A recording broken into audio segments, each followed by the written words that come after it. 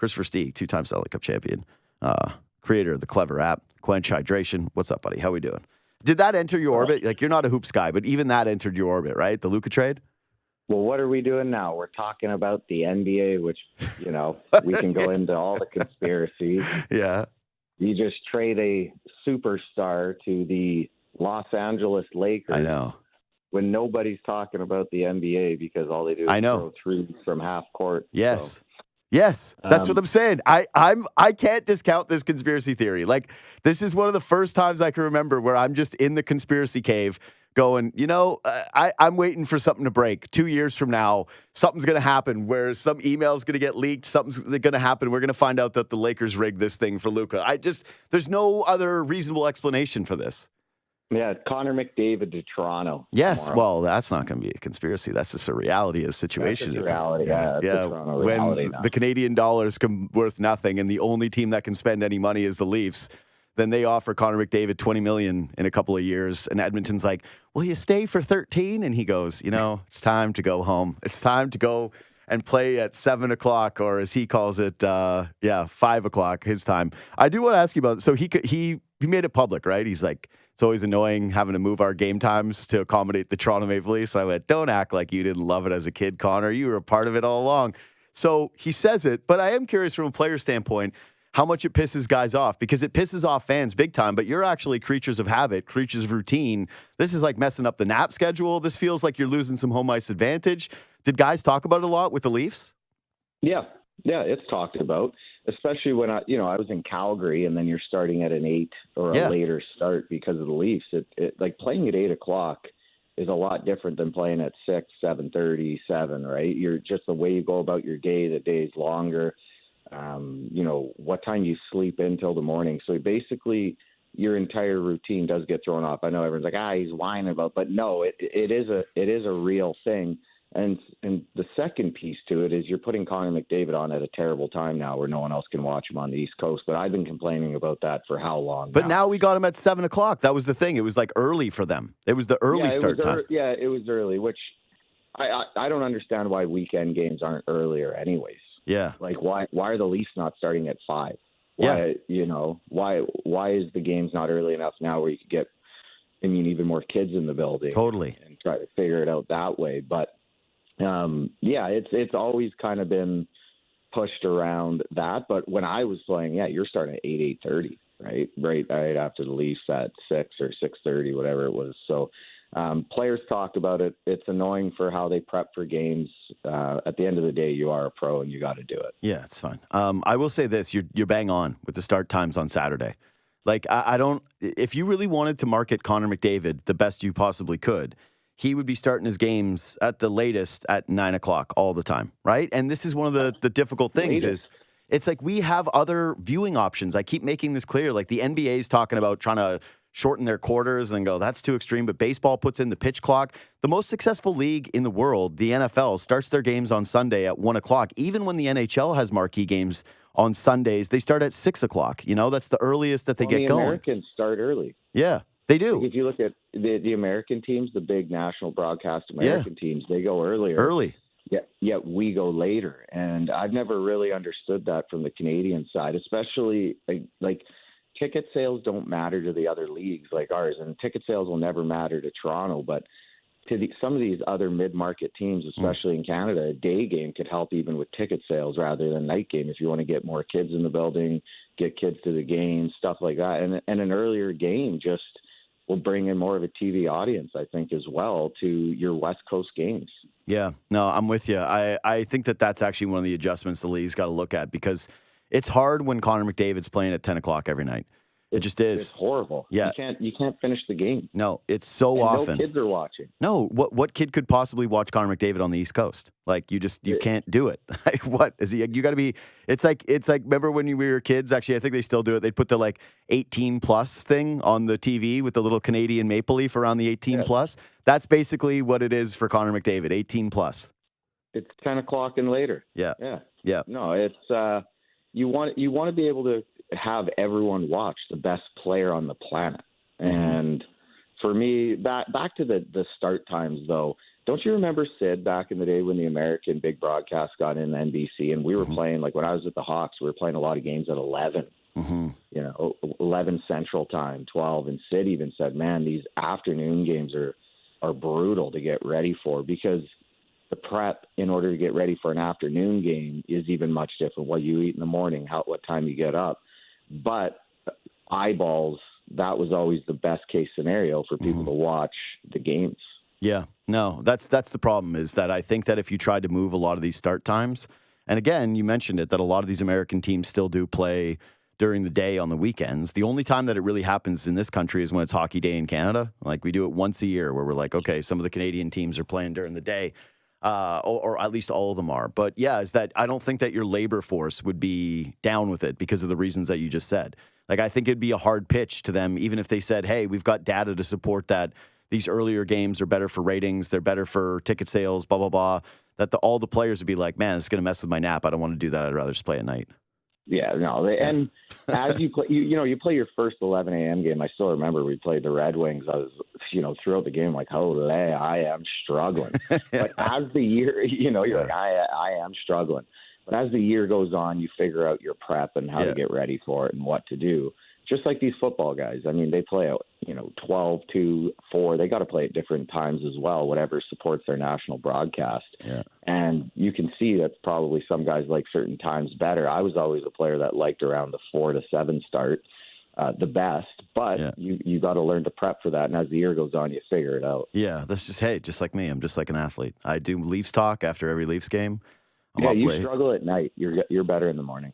Oh, really? I think I struggle in the morning. There's so many segments where I come in here and I feel like I warmed up by the end of the show where I'm like, we do the final block at 10:30 and I went, that was good. The rest of the show was garbage. I was terrible. I was half asleep. I woke up by 10:30. Now the brain's actually going. I feel refreshed right now because I slept last night. It was like, boom, I went out. I was hungover from a wedding on Saturday. So the Sunday was basically just like completely conked out. So I'm back in it. But midweek, like after that Calgary Flames game on Tuesday, which starts at 9 o'clock, and then I'm going to be coming in here less than 12 hours later, you better believe that first block on Wednesday is going to be a bit of it might be a little bit of a sticky one. Okay, so Leafs beat the Oilers. It's a weird game. It's a crazy game. Joe Woll makes 1 billion saves, including one at the very end of it with his glove. That's like going to be one of the more memorable ones. I think the only save that's more memorable than that now for me is when Stolarz was wearing no glove, or it was his blocker. Yeah, it was his glove hand. He grabs the puck barehanded and holds it up and shows the official. Just an absolute stud moment. Miss Stolarz. Can't wait for him to get back in. It's like a Mel Gibson freedom moment. Yeah, it was awesome. It was so cool. So I'll say this. I feel like the fan base was like really excited about Stolarz, but Woll has actually taken the reins here and played like a starter. And that game in particular was kind of the, oh my God, this is what you have different with Edmonton is their forward group is way deeper, right? You could just see it wave after wave after wave of player. But the Leafs had a top pairing and a goaltender, and it allowed them to beat this team with a bunch of firepower. And I looked at that and said, that's kind of the story of the game to me is just as much as Toronto needs forward depth and as much as their stars showed up for some goals, their power plays clicking, man, just top pairing and goaltender compared to what they have there in Edmonton, where it's like Klingberg's getting heavy minutes and they got Skinner letting in every puck on planet Earth and thinking to myself, there's just no way they're ever going to win with this guy. I don't care that they were right on the goal line last year. Just a reminder of like the way that a team is trying to build these things versus, like what works when come playoff time, what works in terms of sustainability. It's the Leafs team that still hasn't blown a third period lead all season. Yeah, the Leafs build, when you're talking about the top pairing D-man, everywhere Tanev's gone, he makes his D partners better. McCabe's a great D-man. He makes his D partners better. He gives you a stable game, just a quick puck movement, shot blocking game. You have a goalie you can trust. And then you have forwards that can put the puck in the net. Now, when you're flipping it onto the Edmonton side, I've said it since day one about Skinner. Skinner is a good goalie, but you need another goalie with him. And Chet Picard's, or is it Chet, right? Calvin. Sorry, I know Chet. Yeah. Calvin is a good goalie too. Yeah. They since last year needed to go out and get another goaltender. They needed to get another stabilizing goaltender that they could put back there. Their defense has always struggled. I mean, I was watching even that game with Nurse. Like, there's some turnovers where you're just like, holy, what is going on here? But the build of the team for Edmonton, when they can't trust their goalie on any given night, and they don't have another goalie that they can put in that can steal the show, similar to think about when Toronto gets Stolarz back, and you have two guys now that can come in the net and steal you a game. You did see two different types of teams being played, and that's what I've always worried about with Edmonton. It's not going to change. Skinner played in Lethbridge, love the guy, but he needs another guy at his level or above, and I still think it is above his level in order for Edmonton to go on a real run. Can you see them getting past the Vegas Golden Knights? I could, because I could just see Connor McDavid do what he did in last year's playoffs. He just goes off. Yeah, that's it. But that's still their formula, right? It's like Connor and Leon need to go into just superhero mode and overcome what is going to be. The best way I could say it is the margin for error thing, right? Is with the Leafs, you have a margin for error because the goaltending and that pairing, like McDavid didn't score in that game. And it's partially because McCabe was awesome and Tanev was great. And their goaltending was spectacular. And you do feel like Woll and Stolarz can steal you more games than a Skinner can. And I know Skinner had some moments last year's postseason. He bounced back, and it was a good story for them. But again, it's the margin for error thing. He's going to cost you a few of those games. It actually reminds me a little bit of like with Freddie Anderson when he was in Toronto. Like that kind of a ceiling of a goalie where he's good, he's fine, but then ultimately come playoff time, you don't feel like he's going to be the reason that he's not going to win you a series. Well, the thing with Freddie was when he was in Anaheim, he had John Gibson as his backup. Yeah. And those two, when one wasn't going, the other one could go. And Freddie could work, but Freddie needs a guy that needs to go with him. Similar to, I would even assume the same thing would go with Woll and Stolarz. If there wasn't one or the other, and now you got to go to Hildeby or someone else, you're in trouble a little bit going into a playoff run. That's what I think anyways. And the same thing goes for Skinner. I do think Woll and Stolarz are better than Skinner. But the Edmonton Oilers need another goalie. They need another goalie. They need another. I mean, Klingberg, I think, can be fine. He could be a big piece back there. But they're going to need some sort of shutdown guy, or Darnell's going to have to understand, similar to last year where he did, your game isn't about offense. It's about defense and moving pucks. It just depends if he buys into being that player for Edmonton when it matters the most. But the goaltending, that's just a whole other issue that I've felt with Edmonton for 2 years now. Yeah. Did you see the teams of the quarter century for Edmonton? I did not. Okay. No. But Ekholm was on the second team. And I looked at it at first and went, really? Like he just got there. He's already, and then you think about how important he is to these teams. He's so important. That's what I mean. I'm going, no, it makes sense, right? It's just, he should be on. He's played, what is it, 2 full seasons? This is his 3rd year in Edmonton, right?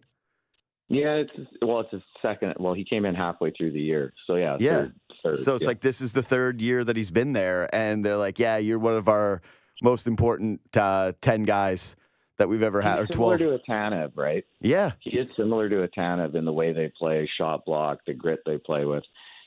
Where it comes to Edmonton is always going to be after that. Like, who else buys into what they're doing? Yeah. And that's the problem. But the goaltending has always been the problem for me. Yeah. Okay, so other thing for the Leafs. You and I have talked about the power play a billion times. I feel like every time you come on, it's like, hey, power play. Hey, what about the power play? The 5 forwards thing has been working lately. The power play percentages are up.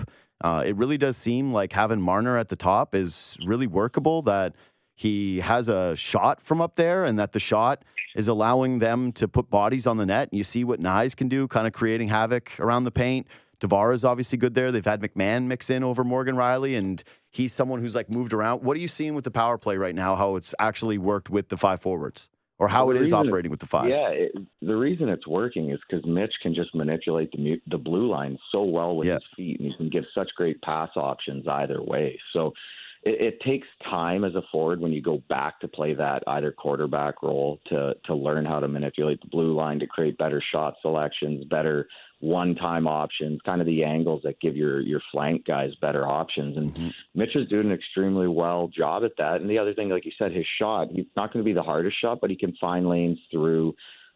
He's crafty, and that's what they've always needed, though. They needed a guy. I mean, how long have we talked about on the blue line that can manipulate the blue line, walk it, get it to the middle, give his flank guys more space, and Mitch is doing a great job. Still, for me, with the power play, you have to have a second unit. Yeah. And that is always going to be in the playoffs. What worries me the most is if that unit is shut, what happens to the second unit? Are your guys getting into the game? And I know this is redundant with every phone call we have, is how that second unit will help in a playoff series when the first unit can't go, because you're going to need 10 guys on a power play to win a Stanley Cup. But at the moment, the reason it's working is it is because of Mitch at the end of the day. It's because when he gets the puck, his feet are moving to space. He's manipulating the blue line. He's giving guys a lot of time and space on the flanks. They have more selections to do what they need to do when they have more time and space. And from there, you get good, you get good opportunities to score, and you can score some goals. But for me, going into the playoffs, how do you figure out 10 guys that are going to end up winning you a Stanley Cup?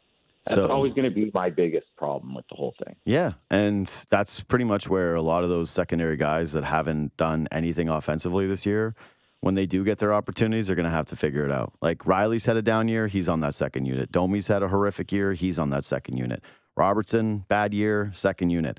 McMahon hopefully helps them because that's where he's going to end up really like slotting in.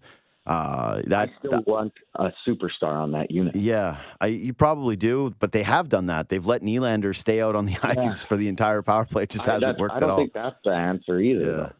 I think it's 1 minute, and go and get your secondary guys into the game. Mm-hmm. I remember, what was the Nylander, the classic 4-minute shift. But if you need it that bad, you can put a guy out for 2 minutes, whether it's Matthews, Nylander, or Marner. But I still think splitting it up at some point and seeing what it looks like when you have 2 units going down the stretch that are going to get into the playoffs is going to be the key to getting your depth guys into the games when you need it the most. Mm-hmm.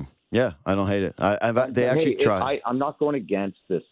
Like, I like the five forward thing. Yeah, I like how it looks. They score goals. But to me, that's still not the issue. The issue is your depth guys scoring goals in the playoffs. Yeah, it is. But, God, the depth guys have been so brutal this year. Like, they just... But you need your superstars to pick your depth guys up. And that's it. And so until they decided... And that's what you look at it, though, they put McMahon down the lineup in that Oilers game. Guy's been going great, and they put Pacioretty over him on the second line. That line ends up getting caved in the game. I think their shots were like 19-5. Just a complete mismatch. And they bumped the guy down who's been going great. And I don't know if it's because they thought they were trying to spread the talent and make him a driver, but he ends up playing I think 11 minutes in the game with Domi and Robertson. It's like those two guys. I don't think they can have the Domi-Robertson combination and then just put just about anybody there and have it be workable. The only solution to me is that at some point they try spreading those guys around. Probably Robertson is just out completely. But that they end up trying to elevate Domi to the top line because right now he's just an anchor for them. Like, he's killing everything they do depth-wise. Berube doesn't trust him, doesn't want to play him. He gets him hemmed in his zone, and he's not producing, really any offense. His confidence shot, and yet there doesn't really feel like a spot for him in the top 6 because every time you try to manipulate it, you're like, well, that means that it's going to have to be like Marner or Nylander that bumps down with lesser players. And, they're in a bit of a tough spot with him, honestly. Like that it makes getting the right center to play with him at the deadline even so much more critical. The problem is, there's not really any centermen out there. There's nothing. No, there's not. I still think I've said it forever. I still think there's internal things that you could do if you move Camp up with McMahon and move Domi over, and then you have Minton come in on the fourth. You have Minton that can go third with Domi on the side and McMahon, or you put Marner down on the third and Domi with Austin and Knives. I know. It's just that they're never going to. That's the thing. I wish they would get a little bit craftier with experimenting Mitch with Tavares, actually, and then Matthews with Domi and Knives, and then letting Nylander try to run his own line. But again, it's just even internally, as much as you move those pieces around, they're just missing the third line center. Even with Camp, it's he's fine, but it's just zero offense from him, right? And same, you can't have Fraser Minton in his rookie season, another guy who just, chops the puck into a square, being leaned on for any kind of offense either. They're missing that number 3 guy that can do both.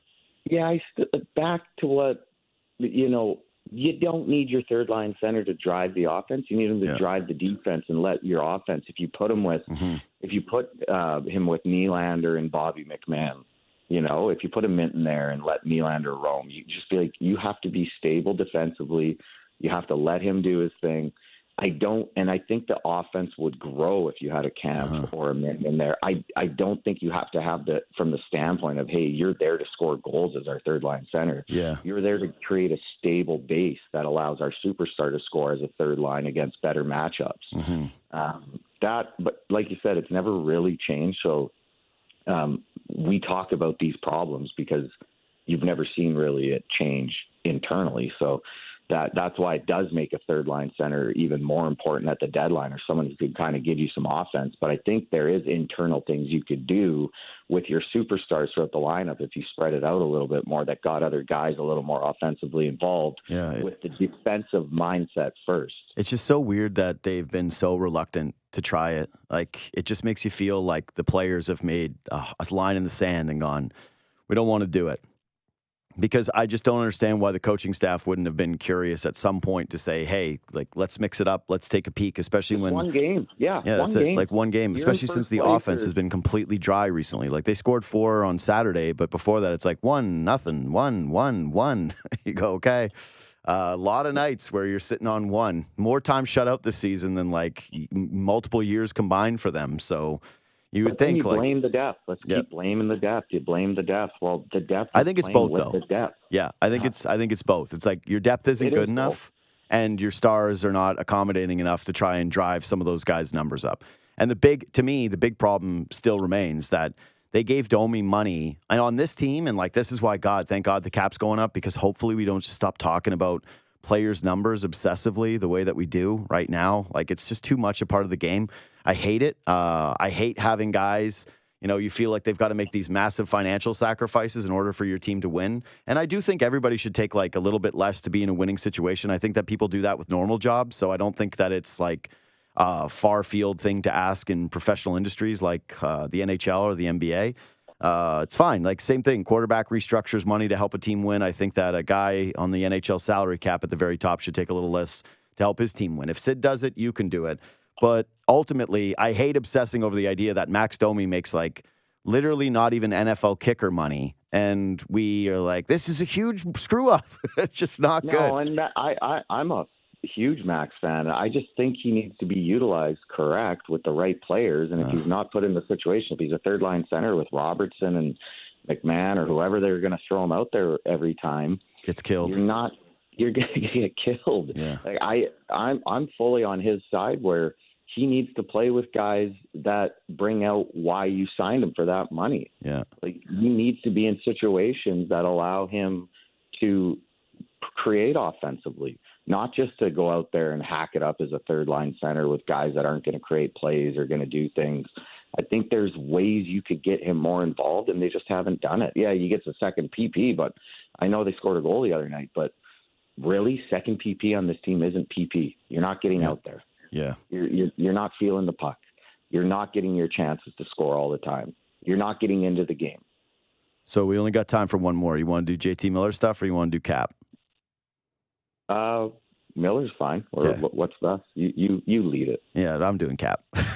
Okay. I'm doing Cap. Because here's the thing. It's going up 8.5% next season, $95.5 million. Then it's going up another 9%. And these are like the conservative estimates, by the way, in 27, and then another 9% in 28. And so there's this big conversation right now about, hey, how much can you pay guys, and internal cap structures being important. There's some rumblings, and I think that it's an obvious reality that some of these teams are just not even going to be able to spend to the tops of those caps. They're clearly going to have floors, and so they'll operate within the rules of the league. But the big question right now is how important internal cap structures are. And from a team standpoint, can you pay Mitch Marner, a winger, even with the cap going up like this? Like, it's not a surprise to anybody. Everybody knew it was going up. Can you pay him more than Austin Matthews moving forward? Or does that have to come in for your culture lower than your captain and your most important player? Yeah, with the cap going up, I mean, I think you got to have some base similar to the Avalanche, and I'm not a huge fan of why they traded Rantanen, and I still don't get it. But I think you have to have some sort of internal base of, culture-wise, who's your guy and who can make more than that guy. So if Marner makes as much as Matthews next year, I don't have a problem with it, with the cap going up the way it is. I think you do. I mean, in the past, it was kind of like who's making more than the next guy, who's making more than the next guy. I think if you're going to set a cultural base and a standard now of, Matthews for this time frame is our highest paid guy, and now Mitch, I think that's a good place to be at. Now, if it keeps going up and up and up, and this guy's next, and then the next guy will be next, I think that's where you get into problems like the Leafs ran into before. So with Mitch, if you want to give him Austin's money, that's fine with the cap going up the way it is. But I think you do got to set some sort of cultural standard base that now this is the max and these guys are equals in a sense. And these guys are, and Mitch would be taking probably a slight haircut with the cap going up the way it is in order to do that. But it's such a cultural standard and a base now. Like, look at these two guys are doing it for this team. And now I am always wanting players to get paid too. But I think as the Leafs organization looking at it, that's how I would look at it. They have to. They cannot give him more than Matthews, and I don't even think they can give him Matthews. It's got to come in at least slightly under. Here's the thing. If Matthews signed that contract like 3 years ago, right, 4 years ago, and the cap was just going up dramatically and we didn't really see this coming, I would say, oh, okay, it's pretty – Matthews' deal is such a sweetheart of a deal. You got to go over it because you got to set the precedent for the next one. This is the way that's got to operate. Kind of like it was in Boston with Pasternak, where they had their guys on like the $6 million deals. And you go, yeah, I don't expect Pasternak to take less than Marchand. Like he's not doing that. Everyone's fine with the idea that he's going up and over. And he still ended up taking less, right? He got less cap percentage than William Nylander got. And at that point in their two careers, like you can't even compare them. So looking forward, I think that this is going to be one of the most important things for the Leafs is they've got to be able to get him in under that number. And I hope Marner is going to be able to understand like the significance of that to the organization and their success moving forward. So again, Matthews just signed that deal. There's a reason why he took 4 years. The reason is that he knew the cap was going up. Everybody knew the cap was going up, and he wants to be able to cash in one more time, which he absolutely is going to if he's able to stay healthy. And so for Marner to look at that and say, well, I want way more because the cap's going up and I'm signing a year later, it's like, sorry, man, it's just not a big enough time difference between these two guys. Look where Matthews settled in. If you think it's that big of a deal, then take a short contract like him, but you got to be under. Whatever it is, he's got to be under the number. They've got to be able to start to build that culture differently because you're right. You can't have the same repeat where guys are breaking the molds and everybody's looking at each other and caring about who's breaking what money instead of breaking through to a Stanley Cup. Well, that's it at the end of the day. I remember Kane and Taves did it, right? They wouldn't sign any more than each other. They knew the importance of each other to the team, and they took the same deal where at 1 year maybe Taves was worth more or 1 year Kane was worth more, but at the end of the day they took the same, and they got championships out of it. I know they won before they got their big money as well, which helped, but I think that is a big piece to the club side of it going forward is this is our cultural standard and this is what we believe is best for the team. And we do want both you players here because we believe that that's our best chance at winning a Stanley Cup. Yeah, it just reminds me of the line combination stuff where we're like, yeah, that's the ideal thing. And then you look at the reality and the history and the precedent, and you're like, it's probably not what's happening. It's fine. There's not a lot of evidence to suggest it's going to go that way. We actually do have time for JT Miller. Here's my JT Miller question. Well, you can take it wherever you want. You can tell me about how you felt about the deal or the situation or anything like that. But I do wonder with that Vancouver team, it feels like none of this is going to work moving forward as long as you have either of those guys. Like that, you actually got to get rid of both because it's like a breakup where a couple makes you pick sides, and you're like, now I don't want to be friends with either of you. And if I was Quinn Hughes, why would I want Pettersson still around? Like, I just don't. Like, give me the other two Petterssons. They can stay. But the main one also got to go this offseason. Like, you can't move forward with a team that had this kind of dysfunctionality and a breakdown essentially of a core this way, chasing out JT Miller the way that they did. I'm not picking a side between the two players, but it just, to me, this isn't going to all of a sudden get smooth because one guy's gone. What are your thoughts on it?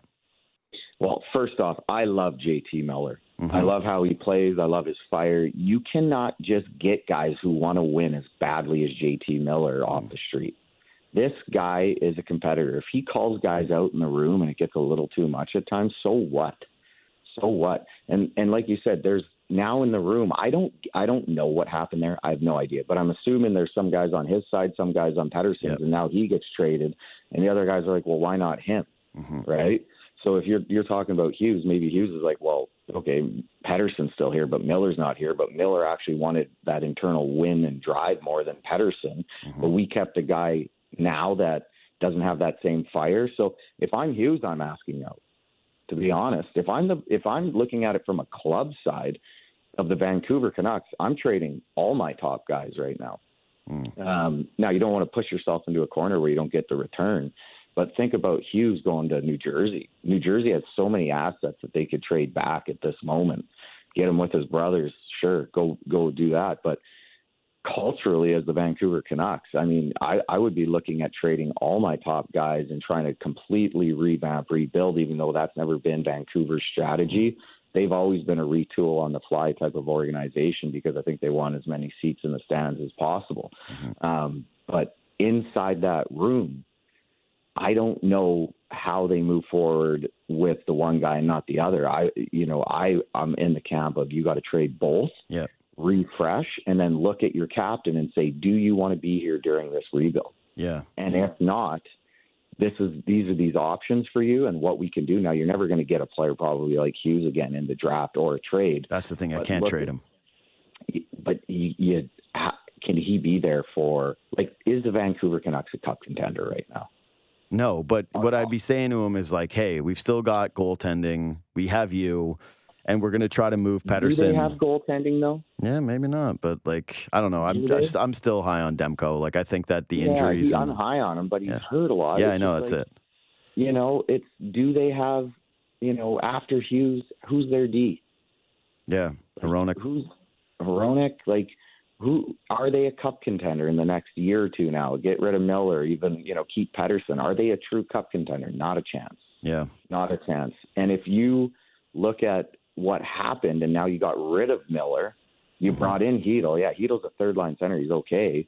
But you just wiped him out for a guy that is a game changer, a true game changer. And then you're left with the guy that has underperformed in the playoffs. Now, what are you left with? So I think you got to look at a complete revamp of the whole organization and a rebuild. And that's got to be on the ownership if they want to go through that rebuild. But I would be in the mindset of trading those two players, going to your captain and seeing, are you going to want to stay here through these hard times? Because I can't see it getting better. I mean, maybe they could always linger around that last playoff position, but do you want to be that team that's always going to be a middling team, or do you want to do you want to put time into becoming a Stanley Cup contender again? I would tweak your approach to this. I'd be going to Hughes saying, what can we do to keep you happy? Like, what do we got to do? Because we're almost involving you in this the way that they would with like a McDavid, essentially. Like, I just view Hughes, he's not McDavid, but he's like that player tier below where if you were asking me, hey, who do you want to build the franchise? And I know there's questions about his size come playoff time and having a smaller blue liner when it's like the more physical time of the season. I don't care. Every time I watch him, I just go, oh, this is one of the best guys in hockey. And when you have one of those guys on the timeline, like it's the same thing we just did with the Luka Doncic stuff. Like, yeah, Luka's not the best player. He's not Wemby in terms of the most valuable guy. He's not Jokic or Wemby, but he's the next one. And it's like, that's kind of what you're working with Hughes. So, and how old is Hughes now? 28? No, I think he's still a little bit younger than that, right? Hold on. I got no internet right now. I think that's got to come into play in this entire He's 25. thing. He's 25. Oh, he's 25. Yeah, he's 25. Okay, so he's Luka's age. Yeah, exactly. No, it's literally the Luka. You're literally the Nico Collins of this situation, I'm trying to trade the 25-year-old superstar in the middle of the night. You're like, trade him to Toronto. Yeah, Toronto. Hughes and McDavid are going to Toronto tomorrow. Yeah, exactly. This is good. I like this segment, actually. It turned really solid right at the end. Hey, buddy, we got to run. Thanks for doing this as always. Kris Versteeg, 2-time Stanley Cup champion, creator of the Clever app, which you can download for free in the App Store. And I highly recommend it if you got kids who are involved in sports in just about any single way.